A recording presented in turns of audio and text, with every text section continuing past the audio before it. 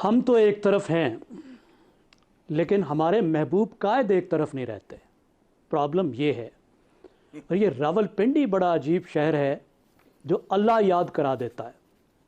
जब बयानिया बन रहा था उस वक्त अल्लाह याद नहीं था।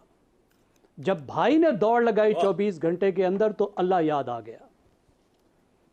देखिए, इंतकाम तो वो बाजवा से तो इंतकाम ले चुके हैं एक्सटेंशन देकर, और एक्सटेंशन का कानून बना के कि आइंदा भी जो एक्सटेंशन लेना चाहे उसको सहूलत हो। फिर बंदियाल से भी वो इंतकाम ले चुके हैं। उनके फेवरेट जूनियर जज दे चुके हैं जो साल हा साल सुप्रीम कोर्ट को चलाएंगे, जिनके एहतसाब का बाद में अफसार भाई मुतालबा करेंगे।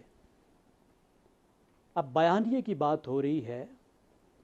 बयानिया तो कहानी होता है ना, तो ये बयानिए की तलाश में मुस्लिम लीग की आत्मा क्यों भटक रही है? ये सियासी जमातें हमें पॉलिसियां क्यों नहीं देती? ये क्यों नहीं बताती कि वो क्या करेंगे? मियां साहब ये क्यों नहीं बताते कि उन्होंने पोटली में कौन सी गीदड़ संगी बांधी हुई है जो उन्होंने 1.5 साल भाई को अता नहीं की थी, वो अभी आकर पोटली खोलेंगे। वो ये बताएं कि टीम के कौन से बंदे उन्होंने अभी तक पीछे छुपा के रखे हुए हैं जो उन्होंने भाई के साथ नहीं मिलाए थे, और अब वो आके हमें देंगे। मसला तो ये है कि हिसाब का वक्त है, अवाम नाराज़ हैं और अवाम के गुस्से को एक दूसरी डायरेक्शन देनी है। और तजाद ये है कि बन चुके हैं किंग्स पार्टी और खेलना चाहते हैं एंटी इस्टेब्लिशमेंट। इस्टेब्लिशमेंट के बगैर अगला इलेक्शन नहीं हो सकता, और एंटी इस्टेब्लिशमेंट बन के दिखाना है। और तरीका ये सूझा है कि रिटायर्ड अफसरों पे पै जाओ। भाई, रिटायर्ड अफसर तो इस्टेब्लिशमेंट नहीं होती। इस्टेब्लिशमेंट तो मुस्तकिल चीज़ होती है। रिटायर्ड अफसर तो रिटायर्ड अफसर होता है। रिटायर्ड अफसर के पीछे जाके आपको क्या मिलेगा? आप कैसे एंटी इस्टेब्लिशमेंट बन जाएंगे? अच्छी बात कही कि फोकस इंतकाम पे नहीं करना चाहते, फोकस करना चाहते हैं अकाउंटेबिलिटी पे। मुझे बिल्कुल इत्तफाक है। अकाउंटेबिलिटी इंतकाम नहीं होती, अकाउंटेबिलिटी होती है। अगर हो आप तो कीजिए अकाउंटेबिलिटी।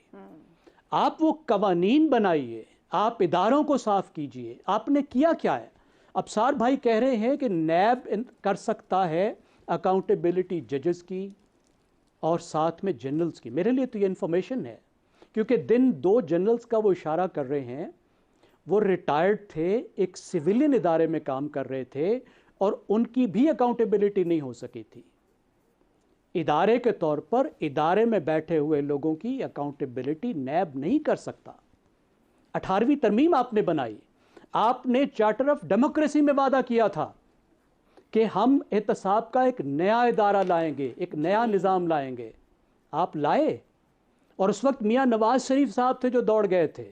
पीपल्स पार्टी खड़ी थी उस वक्त। नैब के मामले पर यह पुराने वाला नैब मियां नवाज शरीफ को चाहिए था, जो इनके अपने गले में आकर पड़ा। क्या नैब में कोई तरमीम करने की कोशिश की? बिल्कुल नहीं की। और एहतसाब सिर्फ कानूनी तो नहीं होता ना, एहतसाब तो जमहूरी भी होता है। मेरा एक मियां साहब को मशवरा है, अगर ताकत की वजारतों की बंदर बांट घर से शुरू होती है तो ज़रा एहतसाब भी घर से शुरू करें। ये जिस भाई को वज़ीर आज़म बनाया था उससे पूछें कि पुत्र, ये पार्टी के सिंहासन पर और वजारत उज़्मा के सिंहासन पे मैंने तुम्हें बिठाया और तुमने मेरी पार्टी का कबाड़ा कर दिया, अवाम को मुझसे दूर कर दिया, मुझे मुसीबत में डाल दिया। ज़रा हिसाब दो ना, और हिसाब लें उनसे। पार्टी से ज़रा निकाल के दिखाए ना, मैं देखता हूँ कैसे अवाम इनके साथ नहीं जाती।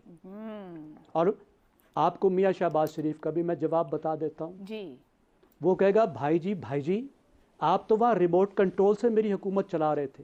आपने वहाँ से एक वायसराय नाजिल किया था मेरे ऊपर जिसका नाम था इसहाक डार, जो मुझे चलने नहीं देता था, यहाँ पैरेलल गवर्नमेंट बनाता था, और जिसने मईशत का कबाड़ा करके रख दिया।